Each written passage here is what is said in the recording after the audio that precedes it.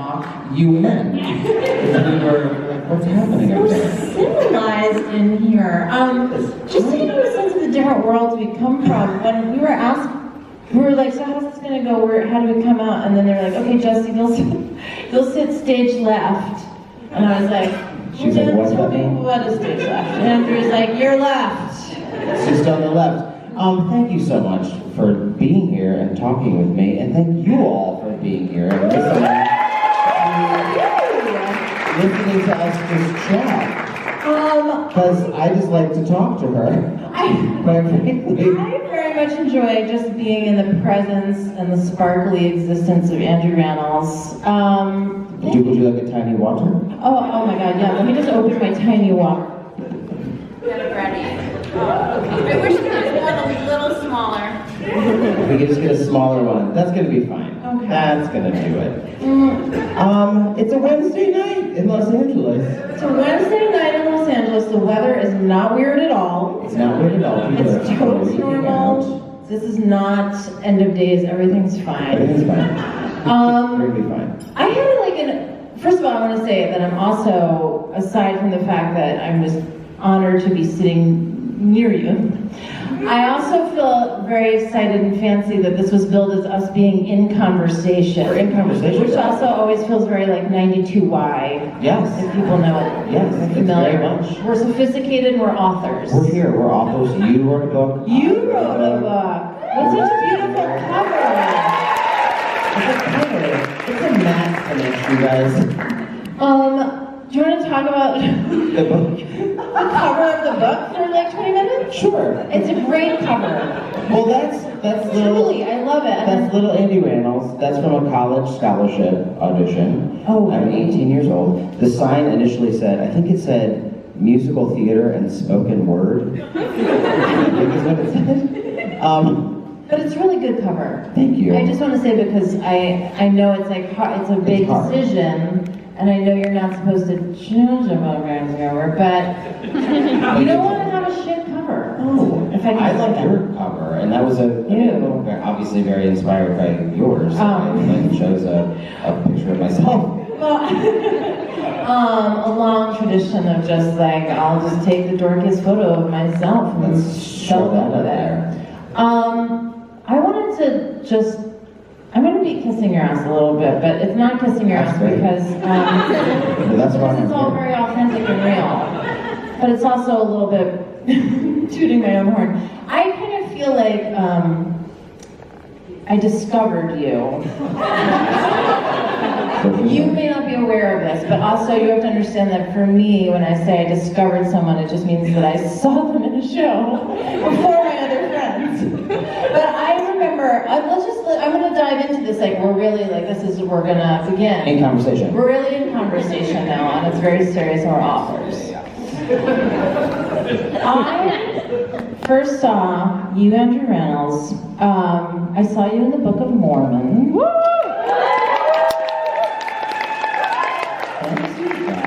I believe, I don't know, maybe in the first year or so that it was up, and it was just so blown. I was like, who is this person? Blown away, like everyone else. Like, who is this? He is incredible.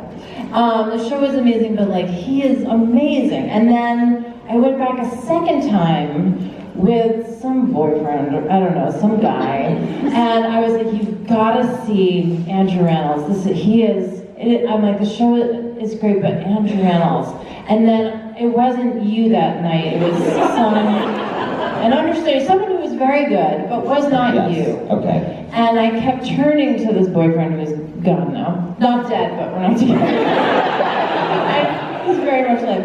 And the whole show, I kept just being like, I just wish you were seeing the other guy. And I was like, where's the other guy? I was so and then the boyfriend was like, you're kind of ruining what's here for me. This is what I'm having. Yeah. Well, that's like the weird thing about, like, when I started my career on Broadway, I was a replacement.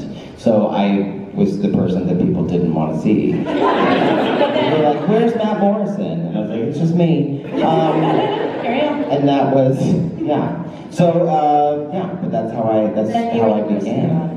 And, so I'm sorry I let your ex down. I think a life of disappointment is what. You know what? So can. It doesn't matter. But I did become just the old lady who was like, he's not the same. I have a whole list of questions too that You're very prepared. I typed You and even highlighted. typed things. I don't know if it'll help us in any way, but I also just want to say the book. No, I saw Amy Israel. Oh, Amy Israel is here? Yeah. Oh. Sorry. Oh God, the pressure's on. Hi, Jordan. Chrissy Smith is here. Ladies and gentlemen, Chrissy Smith! Yeah, that's great.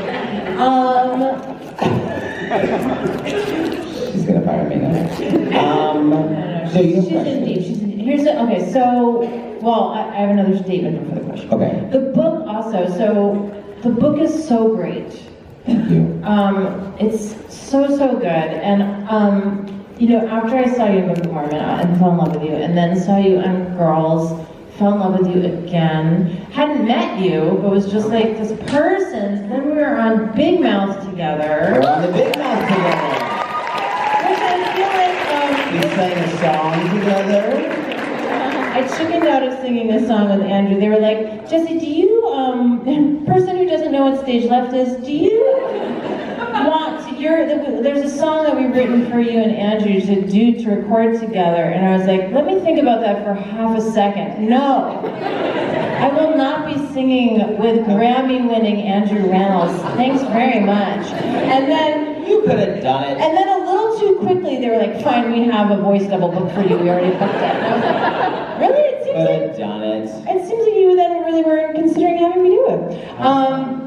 But anyway, so I've fallen in love with you on stage, on screen, got to know you in Big Mouth, fell in love with you in person, and then you reached out to me and you were like, would you mind reading my book? Because asked me to do a blurb, which was also an honor. Used the blurb, also an honor. But anyway, before I read the book, I was excited to read the book because I love you and I wanted to know everything about you. But there was the petty, shitty little part of me that was like, maybe now is where I get to like find any weakness. Like maybe the book, like maybe this will be where he's not, like it wouldn't be fair for him to be good or everything. And then fucking the book is so fucking great. It's truly, because it's Thank you. both, it is like this very heartfelt memoir, and it's also so funny, and then there's many other things about that we'll get into.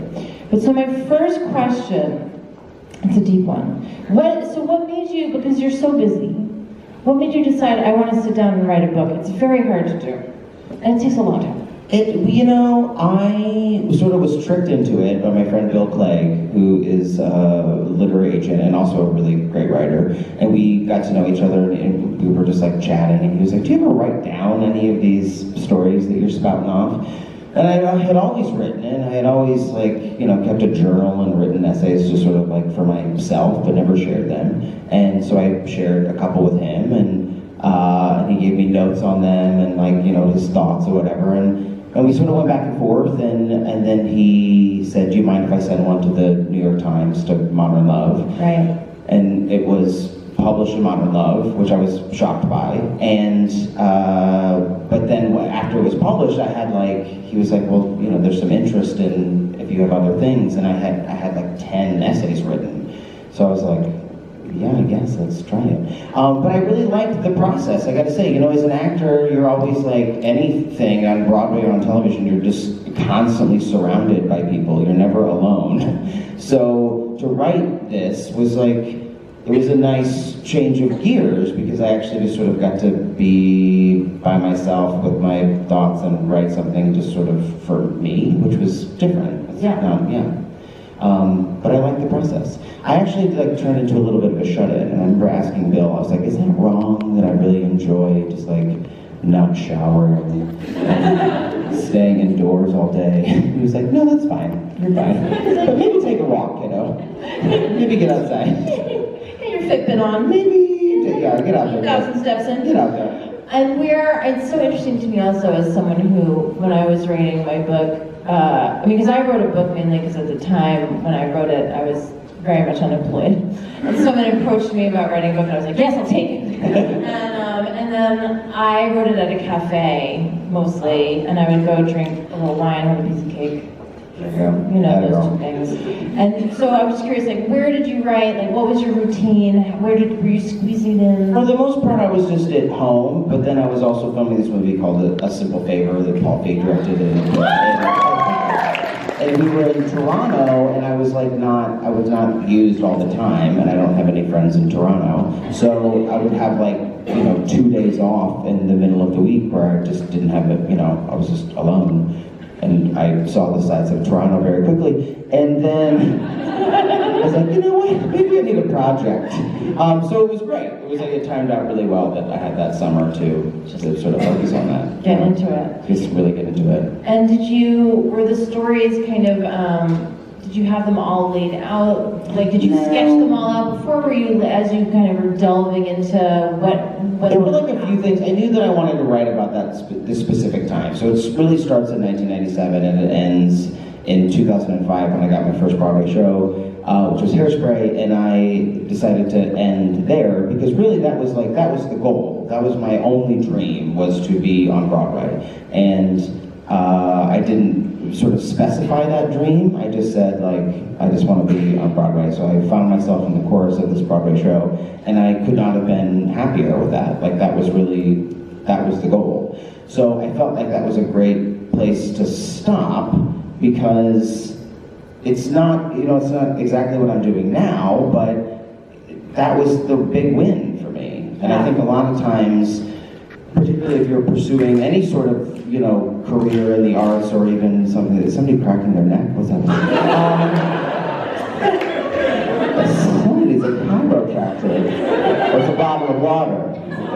That's okay, hon. That sounds like a I was just nervous for your spinal cord.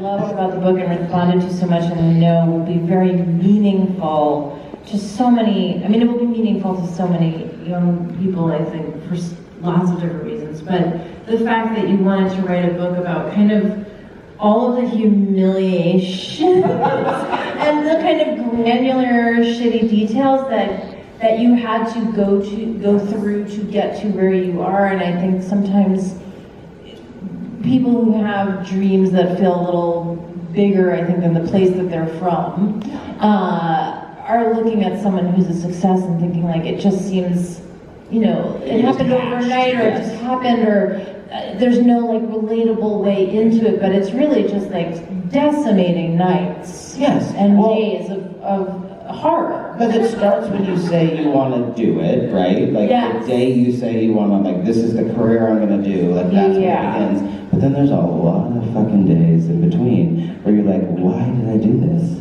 And there are still those days. You're like, what am I doing? I love the moments you confess. There are so many great moments where you are and then I started to cry. Truly, and not, because they're not the moments that there are crying breakups and different, but the moments where you're and then we just cried. There are moments here where, because I don't know what stage left is, but I did stand up for many years, and I related to those moments where you're just doing something that is so debasing, and you can't believe that it's where you are, and it's necessary, but you just write about them in ways that are so, you capture what's funny about them, but what is truly so heartbreaking about them. Well, my editor, Matt Inman, said, he was like, you sure did cry a lot. Yeah, I did cry a lot, because it's real stressful. Oh, your life was super fucked up. Yes. Sometimes you just find yourself crying at a Starbucks for no reason, and, I mean, there you are. To this day. I think I was literally just telling you about one. I was saying how me and my 4-year-old son did an impromptu one-act play about potty training in a Starbucks bathroom. But more about that later. I want to talk about one of the other things that I love about the book is that it's kind of like a love letter to New York too, and you capture so beautifully this sense of being a young person who's new to the city, and also we're similar in age, I'm older, but it's a certain time in your pre-internet Pre-internet, pre-cell kind of just like phone. on the verge of a cell phone, maybe. I had a service. Yeah, yes, a service. I didn't have a cell phone. I had a service when I moved there, which I miss a service. Did anyone have a service? Like a, No. Okay. like a beep, like a beeper. I didn't have a beeper. Or you call But a you would number. call in and Right. like That's it more would, drug dealery. yeah, I wasn't a drug dealer. Yeah. But yeah, no, I didn't have a pager, but I did have a service. Service, Yes. right. Yeah. But can you read, I told you I was gonna force you to read just Yes. like little niblets here and there. And I just love, you're such a good writer and it's so funny. Just the moment, This lighting is great, by the way. yeah, I feel very Just like positive a real about it. dim down light. Because you capture the way people, yeah, there's a lot of Just, can we swimming. get a gel? Just like a pink Yeah. something to I warm know us that up? my skin looks the Okay. best it's ever looked. I know. So you arrive in New York, you're going to Marymount Manhattan Marymount College. Manhattan College, which I did live around the corner from You the did? from the Brooklyn Heights store, but we'll Okay, get into that. okay. But I just want you to read about so you had that first night and then you had landed at the original dorm location, which was Yes, on 57th and Lexington. 57th and Lexington. Which, if you know New York, it's a terrible neighborhood. It's not that it's dangerous or bad. It's just ugly and sad. It's so There's depressing. there's nothing wrong with it. It's just like a block away from Bloomingdale's, and it's just like bullshit. It's another. It's like an outdoor airport. You just don't want to be there. Yeah, it would not be exciting for an 18-year-old to arrive there. with her No, I was parents. like, where's the set of friends? Yeah, where's Aniston? I didn't know that was on a back lot, but yes, I was just wanted any of it, Any of it. and it was not there. And then, but just the way everyone looks so cool. I just wanted you to read, just this part where you arrive and you're going to see your friend Celestina and you're just Oh, looking at Celestina. people being cool. Do you mind just reading that paragraph? Well, just you arrive and what you Okay. see and getting up to that, which made me laugh. Okay. So I'm visiting my friend Celestina. I said I knew that Celestina was already living in the NYU dorms, so I dropped my coin, because this is a payphone, you guys. I dropped my coin, called the number, and she had sent me, and much to my relief, she answered. I tried to sound calm and natural and crossed my fingers for an invitation. After listening to her talk about her brilliant movement teacher for 2 more quarters, she finally said, "Come see my dorm." And that was it. That's what I She needed. goes to NYU and She lived at NYU. So she told me to take the R train, which was magically the one I was standing right by, and she said the stop was 8th Street, NYU. How easy was this? I purchased my token, I got on the train, I stood instead of sat so I could look more confident. And I exited at my stop. I was slightly unclear as to what neighborhood I was in, but I immediately knew that it was closer to the New York that I had imagined. There were young people everywhere, laughing, playing hacky sack, wearing fishnets, and drinking coffee at night. Can I do that? Coffee at night. Drinking coffee at Got to night. me because I remember I grew up in New York City and I grew up actually near NYU, but as a kid who was not a cool kid, I remember just walking around when I was in high school and walking around Tisch, Sure. School of the Arts, all the cool actor film those kids fuckers. are, and seeing them in diner, all the motherfuckers, and seeing them talking in a diner, drinking coffee at night, and I was like, oh, what a life. I know. What a life. Their lives.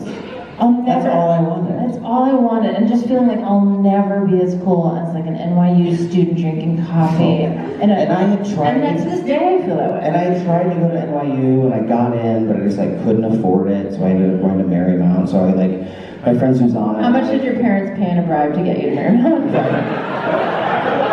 Who did they Mary pay? Laughlin is my mom, you guys. No. So my friend Susanna was at Barnard, and she also wanted to be at NYU, but her parents wouldn't let her go there. And there was in New York, there's all these purple flags. It's NYU, or they're Tisch. So every time we walked by, we would flip them off. Fuck you, Tisch. Because that's what we really wanted to be. It was very petty, but that's what we wanted to I be. don't think it's petty at all. Flip it I think off. it's exactly what they deserved. Anger. Anger.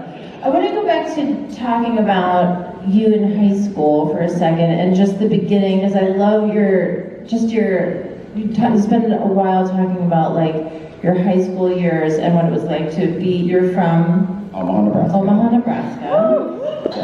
Yeah, are you from Omaha? No, you're just one. What is the spacing of these seats? Stadium, is it stadium? Okay, just curious. But you kind of knew early on that you wanted to be an actor. Yes, sorry. I wasn't following where you were going. My apologies. No. Sorry. No.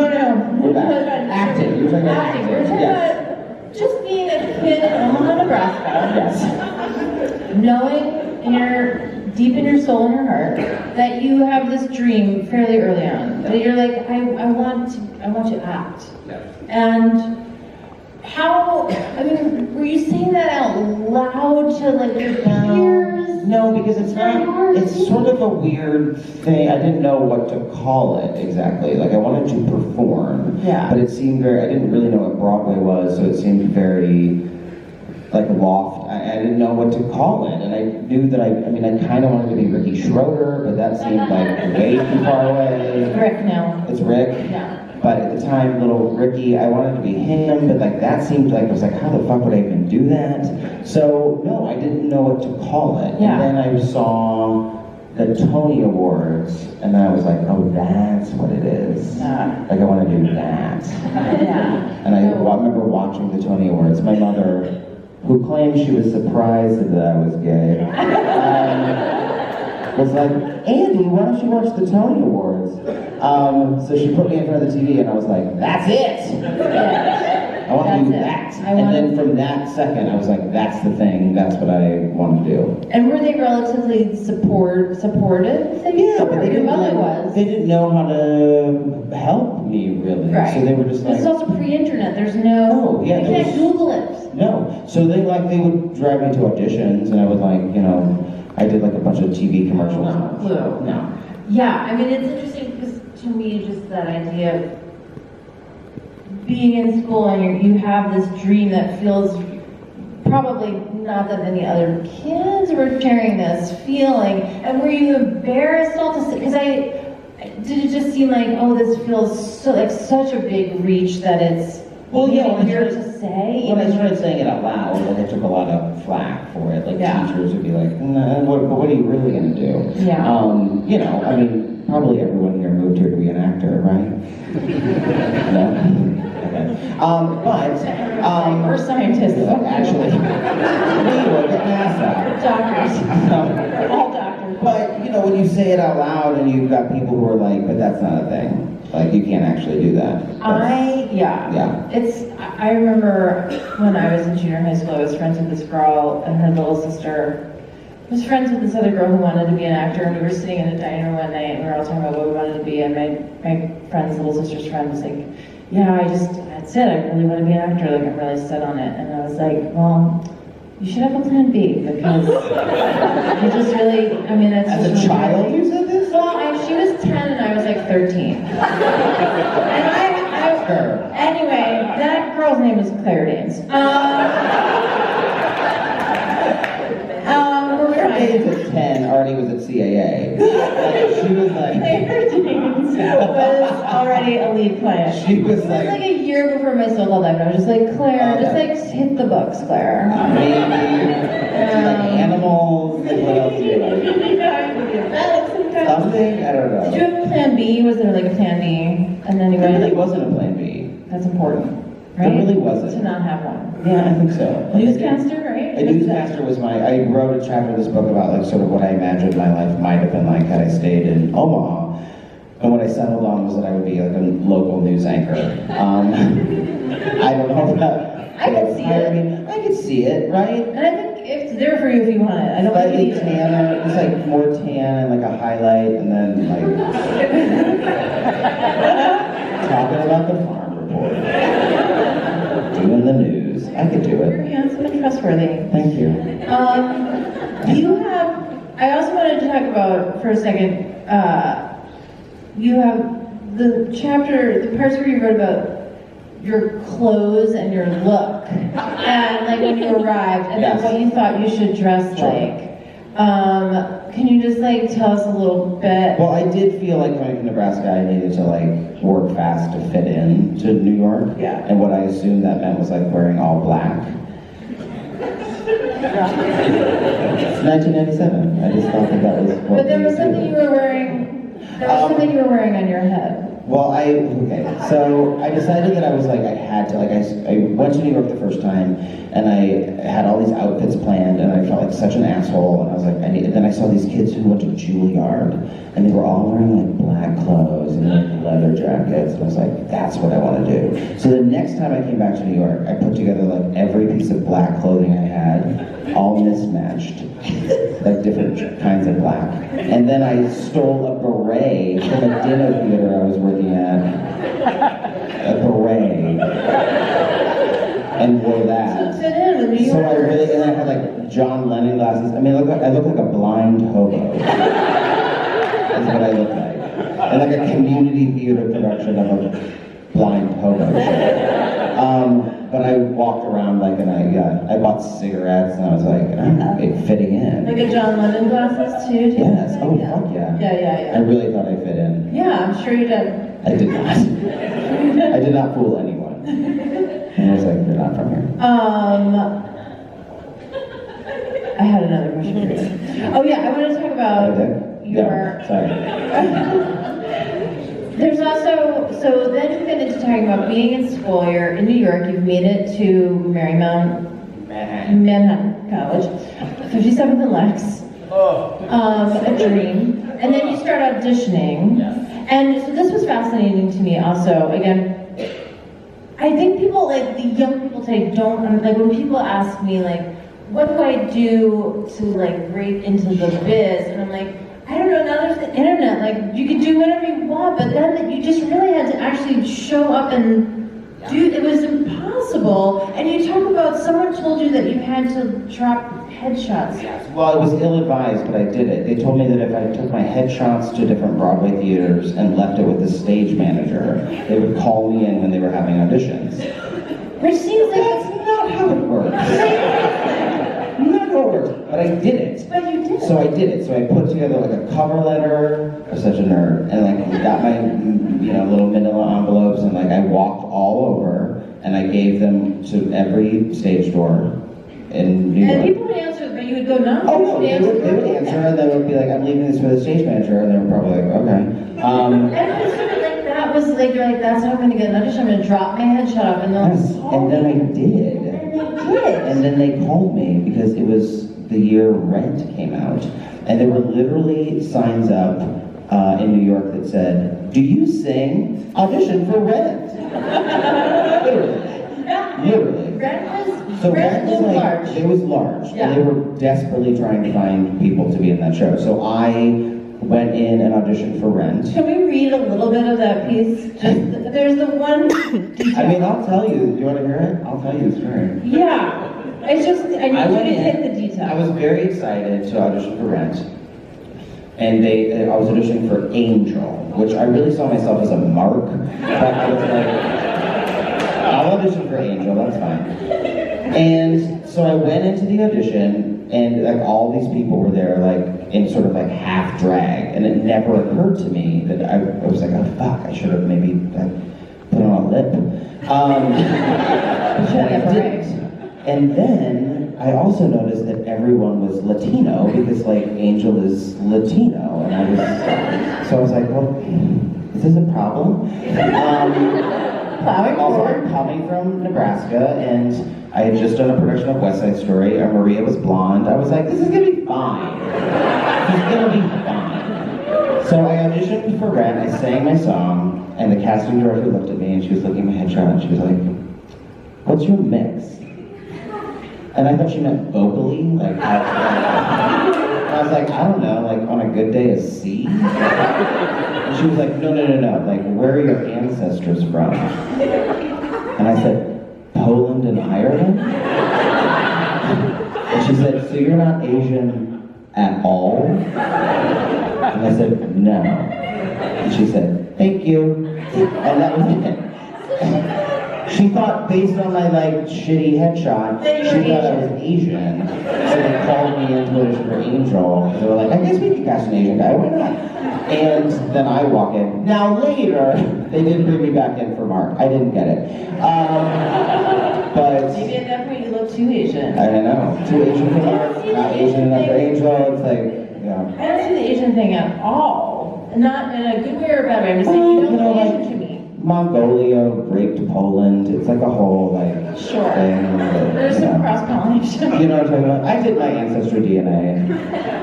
Oh, what were you? Like what? Did you really do the... I did. I spit in that too. What, and what percentage? I'm just like boring white. Boring. You came back literally to just It said was like, you're boring. white, dude. Yeah, that was it.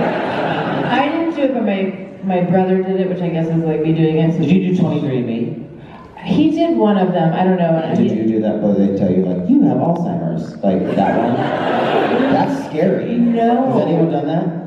They tell you what Fucking diseases scary, you right? have? Yes, and they tell you like, you have these markers in your DNA. Oh, hard pass. No. Oh, hard pass. No. This Guess is what's going to happen to everyone? this is Death. I don't even spit in the tube to find that out. this conversation has taken a real turn. I just want to say that my brother did it, and then I was like, where are we from? What's our makeup? Like, as if it would be a surprise. We're 99.99% Ashkenazi Jew. It was like pie. It was like, No, you know. 10 million. Yeah, I knew. You know for sure. But I thought maybe there would be like some little I know, something that's what I else. wanted. I wanted like a surprise. No, they basically sent us like a gold chocolate coin. Go about your day. What were you expecting? Congrats. Yeah, thanks for your service. So, but you did not get rent because you were not Asian or Latino enough. But you then you were booking things. I did work. You were working consistently, Yeah. but not necessarily the jobs that you wanted. No. And I thought maybe we could spend a minute talking about Pokemon Live. Oh shit. Apparently most of your fan base is from it. They're all like, Pokemon and what? Pokemon Live. I don't know how to explain it. So Pokemon is like a card game or a video game or like a... Oh Jesus. Let's not get technical. It just caused seizures in young people. It really did. Yes, I The remember. cartoon. I remember. So- I would watch it. So they did a live version of it, like a musical at Radio City, and I was cast in it, and it was, I needed the job. I needed the job. Sure. So I took the job, and it was fine, and then it became not fine. Because what it taught me was, so I was playing this like Dylan character who was like super gay over the top, like really, really stereotypical, like basically it was like Paul, I was doing like a Paul Lynde voice. And I was wearing like a bob wig, and it was like super, but I was like, I guess I can do this, and it was a lot of money for me at the time, so I was like, I guess I will do it.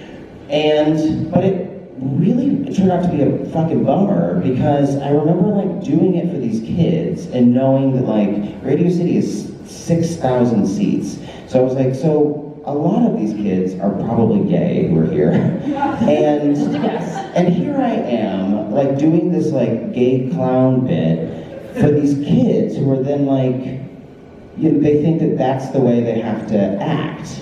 Or that that's the way, like that's how we have to do it to get laughs. And it made me very depressed doing that show. And I did it for like 6 months. And I would do it for these kids, and I was like, I just wanted to say like, sorry, this is not the way you actually have to do this. But I was locked into this. You don't have to be in this wig, and you don't have to do this voice. Or be in Pokemon Live. Or be in Pokemon Live. Well, that was also... I really don't want to be in Pokemon Live. That was one of my favorite moments of you crying. Well, there was the specific one where you were in the place that was, you were on... We were the Indianapolis State Farm Arena, and we would play these huge arenas, and sometimes it was like, we'd be there for like a week, but like the bigger places would also book like sporting events, and like a lot of times it was like hockey games, and they wouldn't cover the ice fully. They would just cover like half of the ice. So backstage was just ice. And then they would put plywood down, and like that's where the audience would sit. So backstage, we had like cardboard that we had to walk on, so we wouldn't fall down on the ice. And I remember like sitting, listening to some dumb song about Pikachu, and just standing backstage in that costume. And I looked at this girl, and she was wearing a hideous wig, and I was wearing a hideous wig, and we both just started crying. Burst into tears. We're like, why are we here? Why were we better at saving? I love that you think for both of you it was just fun. Original production of Hairspray, and I got very close and I didn't get it, and I was like, fuck this, I don't want to do this anymore, and I was offered this job, and I was like, I'm just going to do that. And it was a great job. It was a great job, and I did it for about 3 years, and I was directing these cartoons, and So you really get a booth with the act, like you were... yes, being like, say it louder, say it faster, say it slower, like, it was, I was not really a great director. Or was I? That's really all it is, it's louder or faster, Louder or right? faster. Yeah, so I did that for like a while, but I always had this pull to, go back to the musical theater. And Looking back, I felt it's so silly because I felt so old, and I was 25. And I was like, it's too, like the window is closed for me. I can't possibly ever Yeah, you'll never break get back back. in the game. Yeah. But then I quit, and I was like, I just have to try it. But it seems like the quitting also kind of helped reignite you once you went back, because you'd experienced that feeling of really starting to think like the what ifs, Yeah. the regret of it. Absolutely. But I think it's like an encouraging thing, like a very open and encouraging thing to talk about for people that like kind of pulled over to the side of the road for a while and were like, Oh, no. that's fine. I mean, like, Because I think a lot of people think people just like barrel forward without ever I needed a kind of break. taking a moment. Yeah. I needed a break. And sometimes you need a break. Yeah. Speaking of openness and honesty, do you want to talk about some of the sex and hooking up in relationships? Yeah, that's it. Some sexes. I am very impressed as someone who felt throughout my 20s like hooking up was extremely difficult and required just tremendous force of will. When I went to a bar, to a party, like if I saw someone that I had my eyes on, I was like, this is gonna take so much work. And I was just so like impressed. You had a lot of moments. It seems like you just made out a lot of bars. I did. And I love that you just like, I would lock eyes with this person we just knew, and I was like, Yeah. Well, you have that moment, and you see somebody, and you're like, I'll be seeing you later for sex. And you just know. You're just like, I'm gonna have sex with that person later. My moment would always be like, you'll be seeing me later. I'm going to follow you too. I don't know. Maybe it's a gay thing. I don't know, but I just like, yes. But I experienced, yes, I lived my life. You lived your life, but you also talk very, or write very, I think, can I say you were brave to write about certain experiences that you had, and I think also really important to people reading the book, the certain person that you had an experience with when you were in high school. Yeah, I lost my virginity to a guy who was 40 when I was 16. Mm-hmm. That's not cool. Not the best. Not the best. He was like in community theater with me, and I thought that at 16, you feel like you're smart enough and old enough to make those decisions. And I really did feel like an adult. So I did not think about why does this 40-year-old, why is he interested in a teenager? Yeah. I didn't think about that. I was just like, I'm great. So of course he's interested in me. Of course he is. And he was overwhelming and older. He was older, and then I did it, and then it just kept happening, and I couldn't get out of it.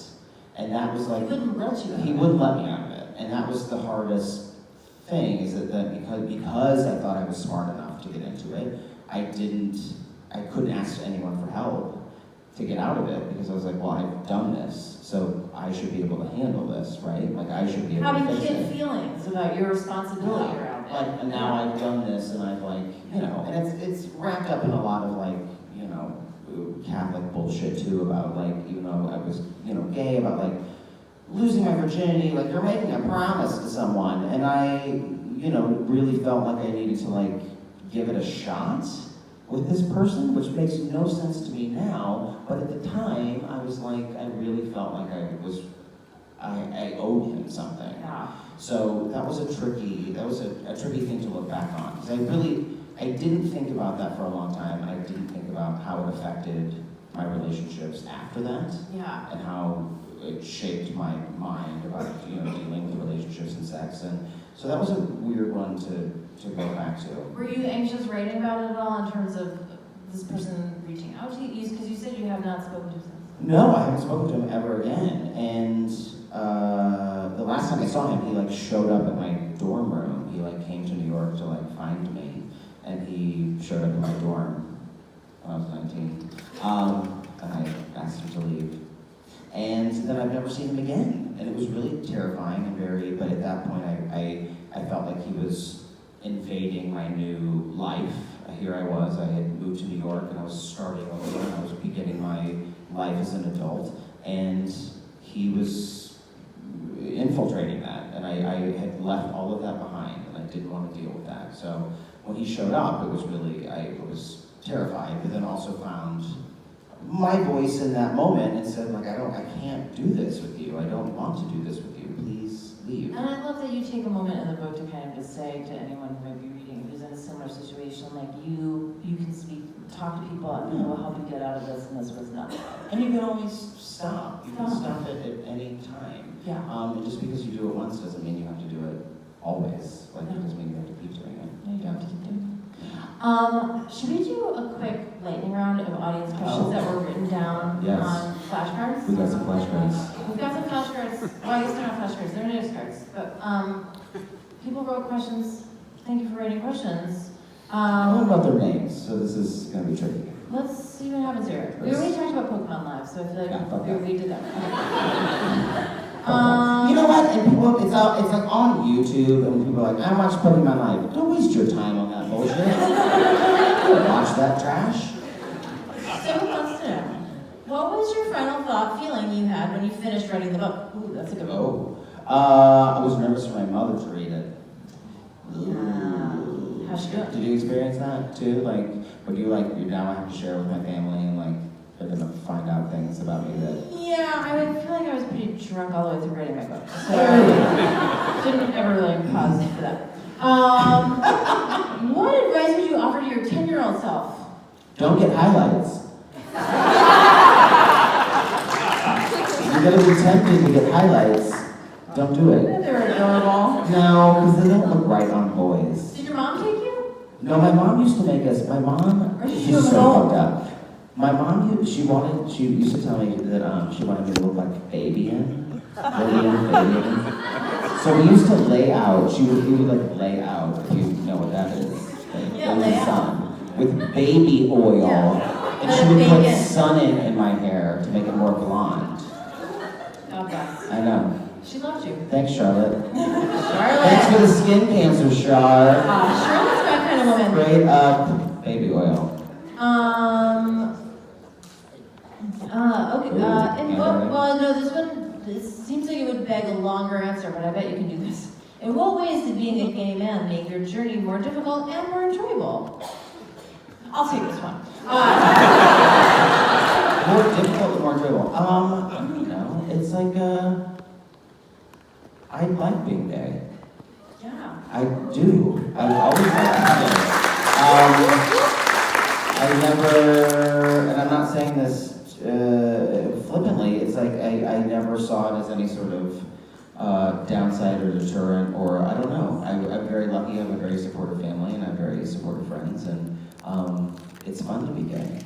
It seems very fun. It's really fun. I'm a straight married woman, and I look forward to being gay in the future. Really lets it out. How did it feel to run over Blake Lively with a car? It felt good. It felt good. Yeah. Yeah. I didn't. Yeah. But she's so beautiful. Part of what's fun about being gay. Right. She's so beautiful. She's like a crazy alien. So beautiful. She's like as tall as I am, and she has like huge hair. So much hair. And Huge just like boobs. walking behind her, you're just like, everyone just, even if like people who don't know who she is or like maybe didn't instantly recognize her would just be like, what is that? So it's like walking in her wake was like a magical experience. Yeah. Yeah. She's very. She smells nice. She smells nice. What was your experience of growing up Catholic in Omaha, and do you have any connection or relationship with the Catholic Church today? I don't. You had a little bit of press this I past week know. because of a little. Well, let's talk sibling about from this for a here. second. Can you say the name of the chapter? It's called It's Never the Priest You Wanna Kiss. It's the name of the chapter. That's some of them are cute. And I wrote a series of stories about growing up Catholic and being an altar boy. And I did have this strange relationship with this priest when I was in high school. And I wrote about it, but it's part of a sort of a larger story. And then it got picked up by the New York Post, a real They love to pick up a journalism. story.